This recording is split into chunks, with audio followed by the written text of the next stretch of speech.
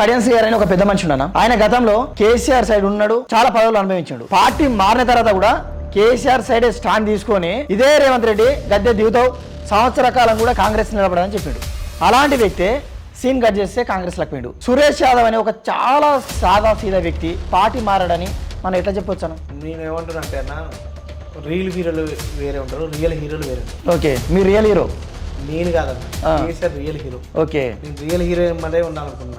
ఈ రియల్ హీరోలు ఏమంటే ఉండదు తెలుసుకోలేదు. ఓకే, ఈ తెలంగాణ అనే భౌగోళిక స్వరూపం సృష్టించిన కేసీఆర్ అనే మహోన్నత వ్యక్తి ఏమంటే నడవాలనుకున్నా కానీ ఈ దొంగలు ఏమంటే లంగాలు ఏమంటే నడవాలని ఉద్దేశం లేదు, వాస్తవంగా అవసరం కూడా లేదు. నేను ఇలాంటి పొరపాటు కానీ తప్పు కానీ చేస్తున్న ఉద్దేశంతోనే ఆయన నా గుండెల మీద పచ్చబడి. అవును, ఛాతి పైన కూడా మీరు బొమ్మ వేసుకుర్రు. ఎందుకంటే నన్ను పిలవద్దన్న.